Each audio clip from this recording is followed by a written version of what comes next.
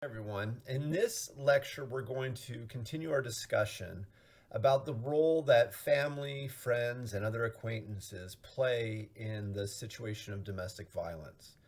Specifically, in this lecture, we're going to talk further about the willingness to assist in a domestic violence situation. And then also to sort of bring it closer to home, I'm going to present a summary of the results of a local study that was completed by several folks in the School of Criminology, Criminal Justice, and Emergency Management here at Cal State Long Beach, with the lead researcher being one of our former graduate students. So to sort of give you a taste of research on the ground level. So let's go ahead and get started.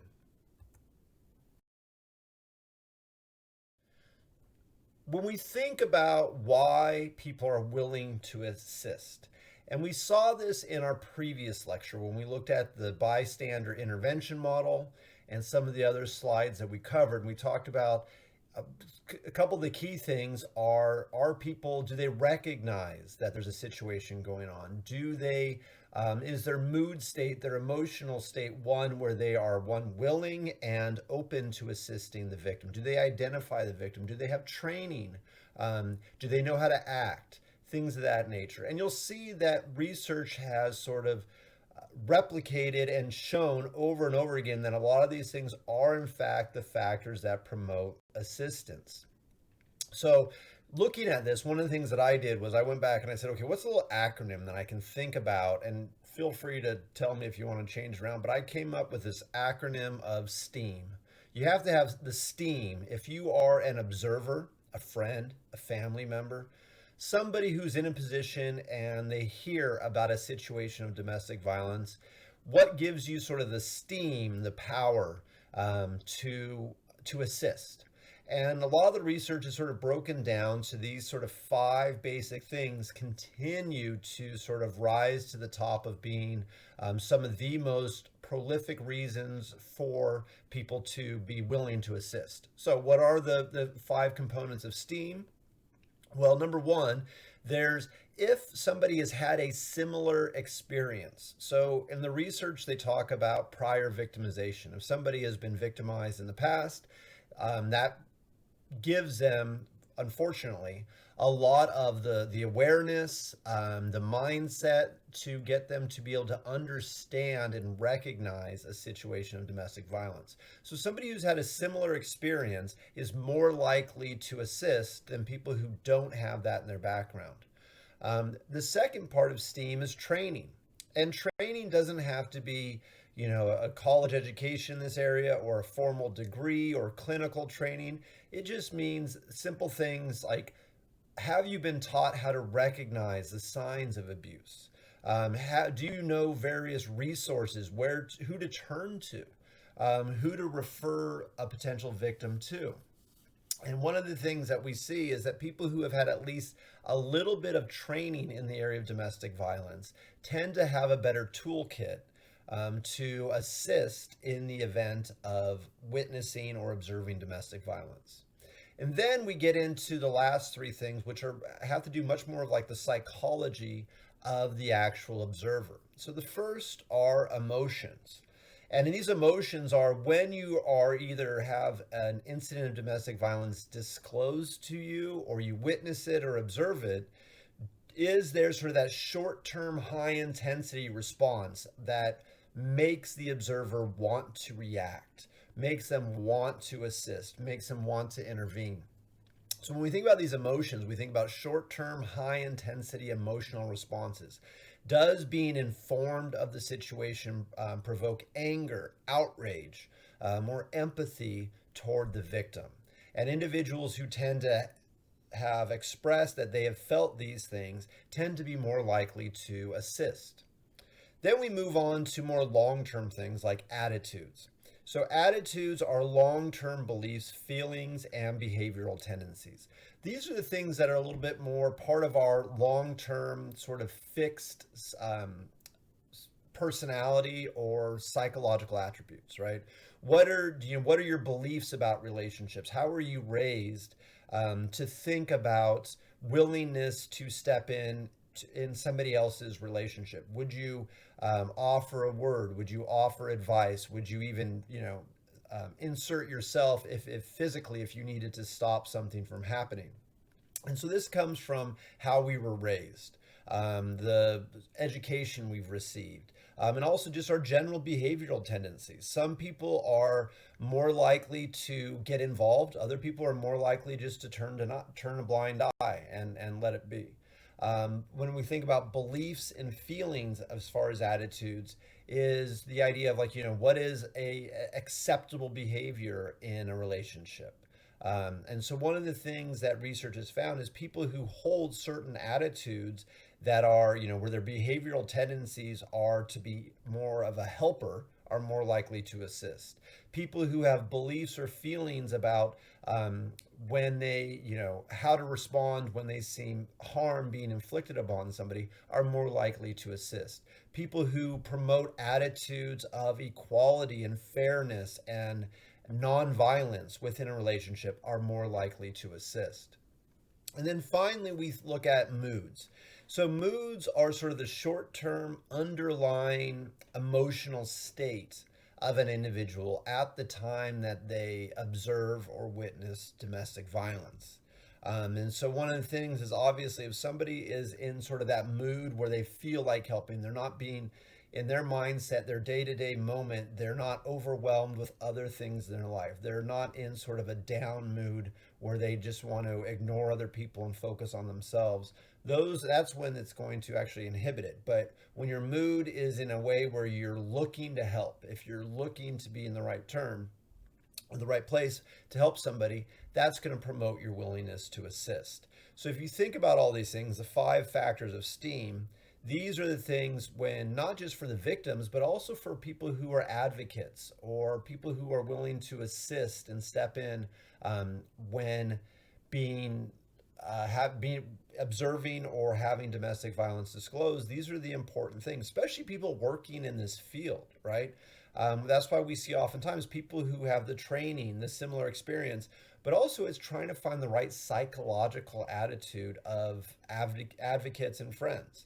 And when we think about victims of domestic violence and who they're willing to turn to, these are the 5 factors that we would hope that, when you're trying to identify who's most likely to help, these are things that can sort of help us identify the best people to assist in a moment of domestic violence or in a long-going situation of domestic violence. The 5 factors that make up STEAM: a similar experience, training, emotions, attitude, mood. Those are all the factors that research has consistently shown that promote or increase the likelihood of a bystander to assist or intervene when being exposed to domestic violence. But unfortunately, we also have to look at what research has shown to be the factors that inhibit the willingness to assist in the case of a domestic violence situation. Now, one caveat with the factors on the slide: just because these are factors that have been shown to inhibit assistance, it doesn't mean that, for example, that men are never going to assist when they hear about, see, or have information about domestic violence disclosed to them. These are merely factors that have been found in the research to be correlated with lower levels of willingness to assist. So let's take a look at them. So as I just mentioned a second ago, the research has shown that men are less likely to assist than women. Individuals who have a sense of fear, whether that's fear of being embarrassed if they were to intervene, or they fear the actual perpetrator and having retaliation come towards them if they were to intervene. The people who have a sense of fear are less likely to assist. So I think fear is a big role, and it's one of the toughest things for individuals who want to help, who want to intervene, is getting past that fear. So for all of us who are listening to this and taking a course like this and want to be advocates to protect and help victims of domestic violence, one of the things we have to do is work to control our fear and try to find ways to minimize it. And as we'll see in a few moments, we'll talk about, ways to intervene and assist doesn't always mean a direct intervention. Sometimes it can be, something where you call the authorities, you refer the information with somebody else.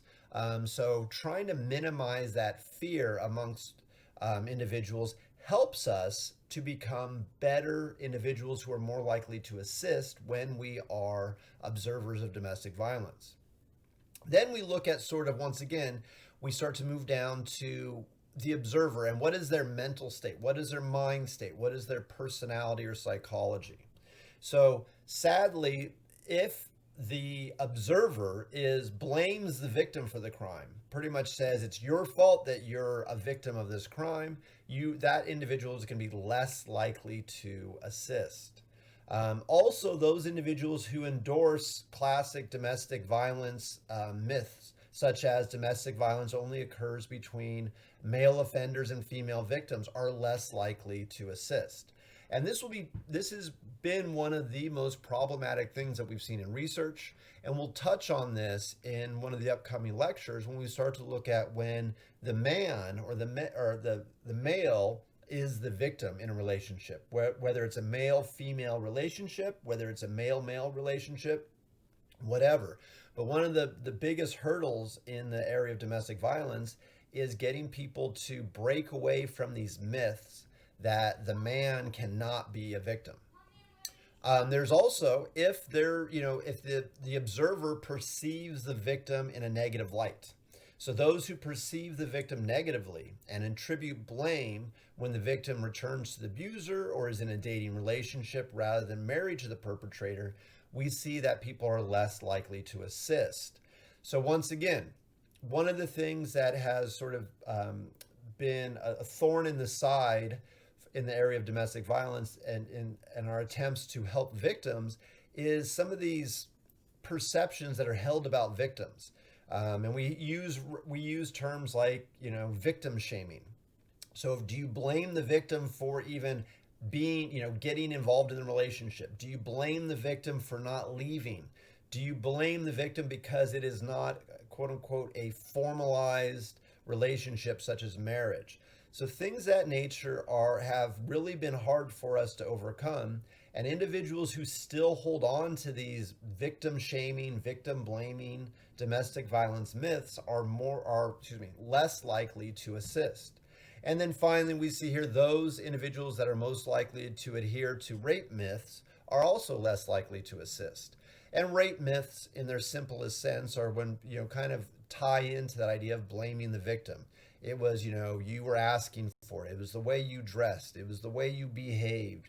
Things that nature. The idea that, this person really wanted to be treated that way. They had it coming to them. All those things, if an observer holds those ideas in their mind, they're going to be less likely to assist. So what is the takeaway about factors that inhibit assistance?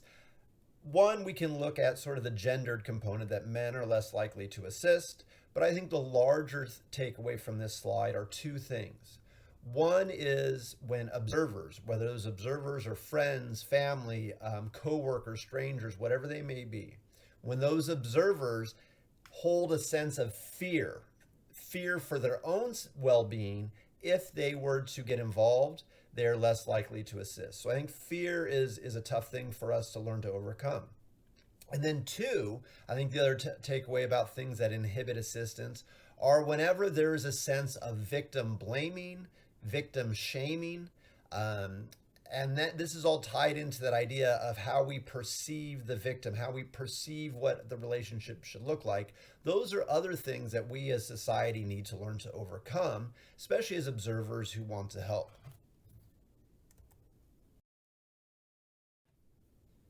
We're now going to turn the page to look at a local study. And as I said at the beginning of this lecture, this came from the results of a master's thesis completed by one of our master's students a few years ago, and then assisted on by a few faculty members within the study. And the focus of this was to look at willingness of individuals to intervene. So it ties right into the bystander intervention model. It ties into quite a few of the things we've talked about so far this semester. So let's take a look at what we found in this study. One, to give you an idea to figure out where this study sort of helps to corroborate or agree with the research findings that we've talked about already, but also in a few places where we found some surprising findings. And also, I like to share this study when I teach this class because it reminds all of you that if you're interested in getting involved in your own research, or if you're interested in pursuing a graduate degree, here's an idea of some of the the type of research you can do and some of the interesting findings that can come of it. So the study itself included college level students. That was the primary population focus. It wanted to examine whether or not individuals that were of a college age or were willing to intervene. When would they be willing to intervene? What would things would sort of inhibit them from being willing to intervene when they became aware of a domestic violence situation? So there was over 300 students from universities in Southern California that were given a survey. And the survey included quite a few, actually, different scenarios. And we'll see some of the types of questions and ask them using Likert scale responses their willingness to do something, to intervene, or, to respond to various situations. Now, the context that the student really wanted to look at was, one, the setting. Was the sort of the domestic violence or intimate partner violence situation being observed in a private setting or a public setting?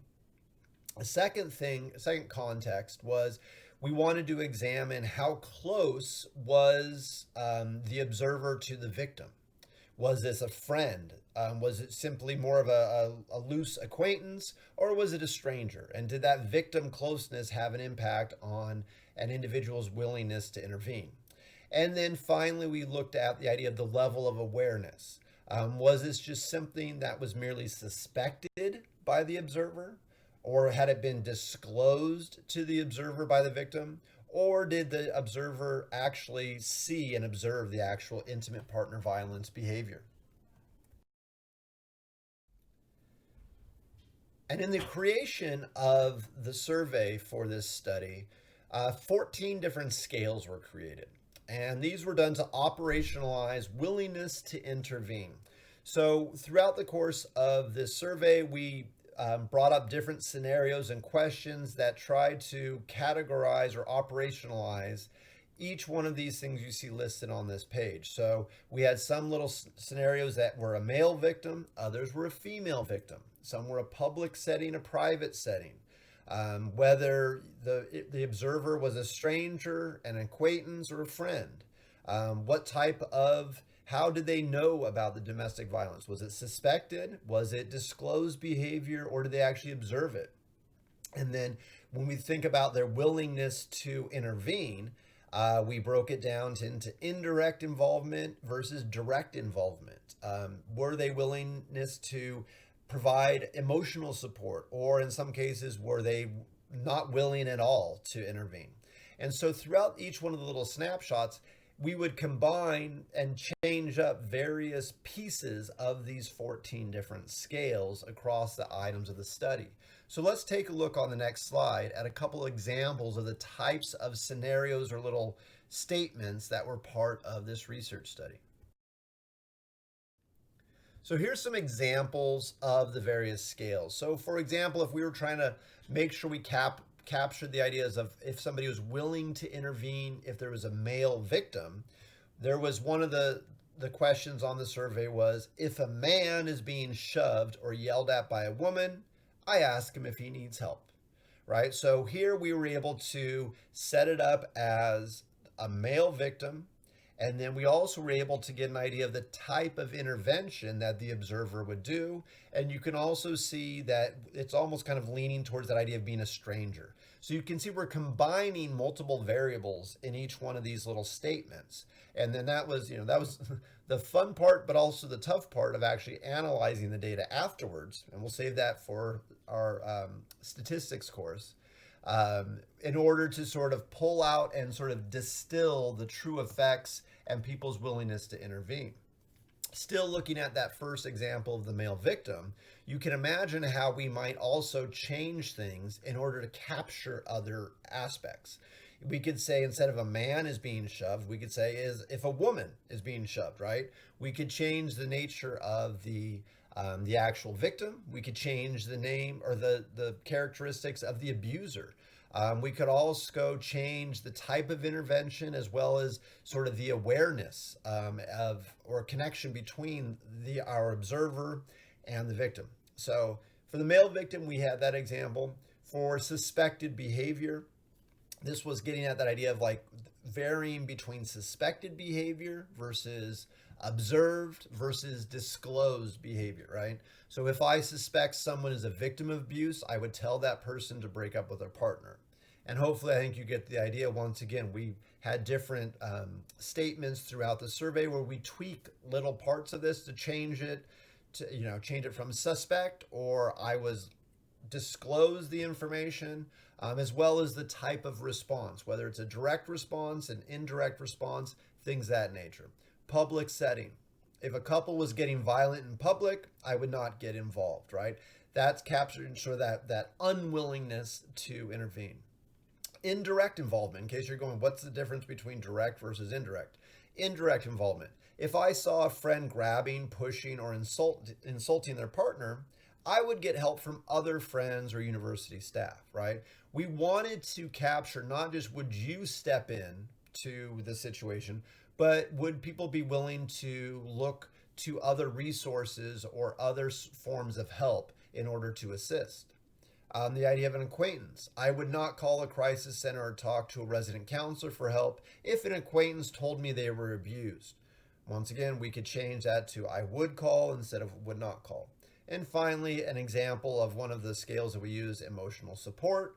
I would let a friend who I suspect had been abused know that I'm available for help and support. So this was the nature of how this survey was created. And as you can see, it took quite a bit of time, and through quite a bit of different scales or questions that we set up, and then changing, tweaking little things, and putting them into the overall study. And let's look at what our results happen to be. Our results, for the most part in this study, I would say showed a lot of agreement with the larger body of research in this area, which was good, somewhat predictable. But there was a few things that sort of caught our eyes. So some of the things that I want to point out here are both some of the things that have sort of been similar to what we found in other domestic violence literature, but also a couple things that caught our eyes. So even though there's overlap across some of these categories, on this slide as well as the next slide, I want to sort of think about some of the main findings we saw. So let's take a look at the victim. So overall, people were more willing to intervene when we had a female victim. Once again, in complete agreement with a lot of the research. As I mentioned before, when in an upcoming lecture, when we start to look at male victims of domestic violence, we will realize once again that is one of the biggest hurdle both in research as well as in society that we're still trying to get over. Overall, people are more willing to intervene when the victim is female. Also, another thing that perhaps isn't too surprising is that when the observer was closer to the victim, meaning more as a friend, more so than as an acquaintance or something like that, the closer that they were to the victim, that increased their willingness to intervene. Let's flip it and look at the role and characteristics of our observer. So once again, the first one that we see under observer really corresponds and to what we've seen in the research is that females, more so than males, appeared more apt and experienced at undergoing the stages of bystander intervention. And you may recall from our previous lecture when we talked about the bystander intervention model, there are multiple stages that somebody who becomes aware of a situation goes through before they actually act upon intervention. So some of the examples that I have here are identifying, interpreting a situation as requiring intervention. And this probably supports what we saw at the beginning of this lecture, where we found that that men are less likely to help than women. And perhaps it's a lot of one of the things about that is supported with what we see with these results.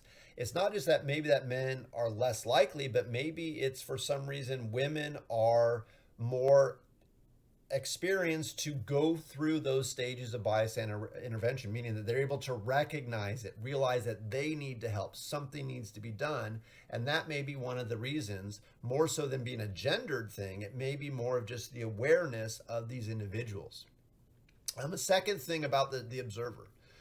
Participants who reported having received counseling in the past indicated a high willingness to offer an IPV victim emotional support.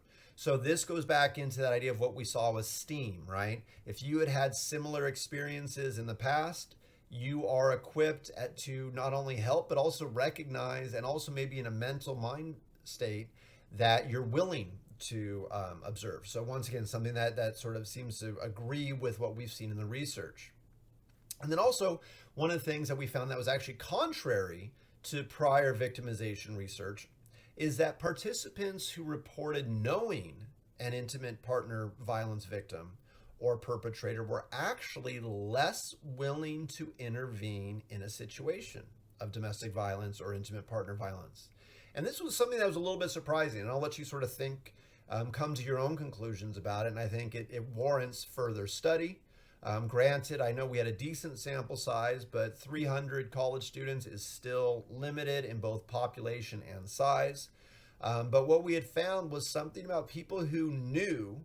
So it's not somebody who had been a victim themselves or who had sort of experienced themselves, but rather it was somebody who had seen this sort of story play out before with simply knowing a victim of domestic violence or a perpetrator, where actually something about that made them less willing to intervene. Now, we think back, and this is where we start to build and combine all these theoretical ideas as well as other things that we've learned in this class. We think back to a few of the previous slide. Is it because these people who knew a victim or a perpetrator had somehow learned or had, increased sort of victim blaming, victim shaming, or other things that made them sort of, lessen the severity of the situation or not feel empathy towards the victim? We don't know. And that's one of the nice things about research, is that's why we always need to be looking for having reasons to conduct further research to further explore various things. Let's move on to the next slide. Finally, we look at three other things that sort of popped up from the results of this study. One, we looked at the setting, and we found that individuals were more willing to intervene in a private setting than a public setting. Once again, hopefully in the back of your mind, you're going, wait a minute, that sounds like the bystander intervention stuff, right? When there is more of a smaller audience, a stronger sense of responsibility for the observer, which is often the case of a private setting, you feel more inclined or more that it's necessary for you to react, to intervene, to assist. Whereas when these things are observed or disclosed and seen in a public setting, there's a diffusion of responsibility. So that one really agrees with a lot of the literature. Then we look at type of exposure. And I think this tells a little bit of a story, one that both supports some of the theoretical ideas that we've talked about, but also has a little twist to it. So let's take a look at what it says under type of exposure. So participants were found to be the most willing to intervene when the behavior was disclosed directly to them.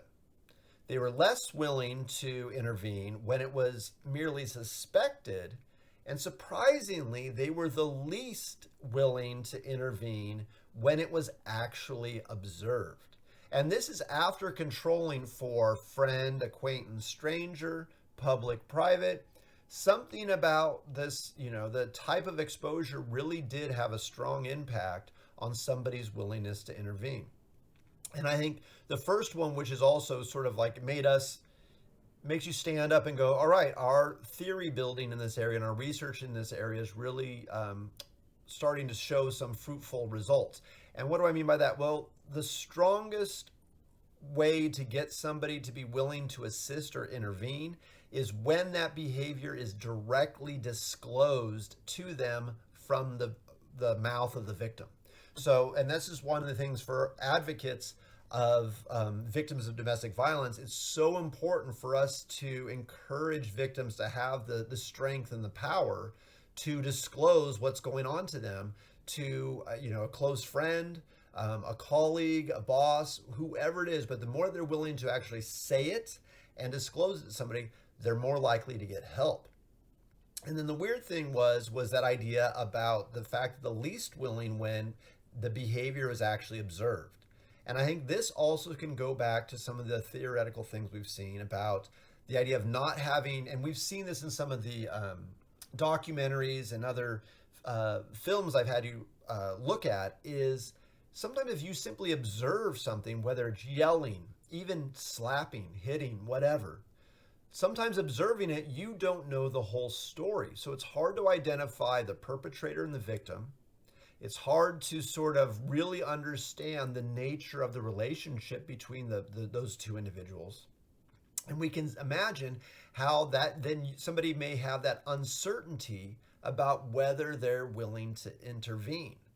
And that's why it's so important sometimes that we have to, even though we'll say like, and we saw this with some of the stuff that I've had you watch and look through where individuals, law enforcement will show up to a call, and because of they can't tell from the observing the interactions and the behaviors of the two parties involved, it's hard for them to know exactly who the victim and the perpetrator are, and they may be less likely to actually act on that information. And then finally, we think about the type of intervention. Now, this was arguably one of the most sort of counterintuitive things that we came across. And once again, I'll allow you to think about it and consider it, and sort of see if you can come to a logical, conclusion for why this worked out. So what do I mean? Well, let's look at the first bullet point under type of intervention. So we found that individuals were more willing to actually directly intervene in a situation than to indirectly intervene. So just to recap, directly intervene, recall, means to actually say something directly to the parties involved, the perpetrator and the victim. Physically stop the situation from happening, something of that nature. Whereas indirectly intervene would be to report what you saw to the authorities, to some other outside third party. And in most research, we think that we suspect or hypothesize that individuals are more likely to say, I'm going to take the easy route. I'm just going to tell the right person so that I don't have to get actually involved myself. But surprisingly, even after controlling for all these other factors, individuals are more likely to directly intervene, which was kind of, in many ways, is a good thing. And I think it does further support one of the things we're starting to find from the last few lectures is, one, we need to encourage victims to disclose what they're experiencing to somebody. The closer that person is in relationship, meaning a close friend is oftentimes the best person to tell. And then coming from the person who's being told or disclosed the information, that once they feel that sense of responsibility, they're more likely to take action. And oftentimes that's direct action as opposed to simply passing it off to somebody else. And so we sort of see some of these things coming through, sort of agreeing with each other and triangulating across multiple areas of research. And then finally, under type of intervention, we have that, once again, as far as people's willingness to directly intervene, this study found that individuals are more willing to directly intervene than to even offer emotional support. So indirectly intervene would be to mention or share the information with some third party, hoping that third party would help. But emotional support is just saying, I'm here for you, I care for you. So there is something about I think this is sort of like, for me, this is the happy point, that individuals want to help one another. They're willing to directly intervene. They're willing to step into the conflict and fight and help or fight for the rights of the victim. And oftentimes we find that people are more willing to do that than to pass it off to another third party or even use lighter forms of support, such as emotional support. And then one little caveat that I say about emotional support is it's not all negative things. We did find that females were more willing to provide emotional support than men. And so, even though both men and women were still more likely to directly intervene than indirectly intervene or offer emotional support, when we looked at the types of assistance that were offered to victims, we found that women were more likely to provide that emotional support. So, right there, we have the results of a study that was conducted right here on our campus with one of our former graduate students who had also been an undergraduate. So I'm not trying to plug our graduate program, but it just goes to show that as we continue to conduct more research across multiple populations and with different scenarios, we are continuing to build the body of research to contribute to our theories and our understanding of domestic violence and how to help those that are victimized by it. So I'll wrap up there for today, and then I will see you with the next lecture. Take care.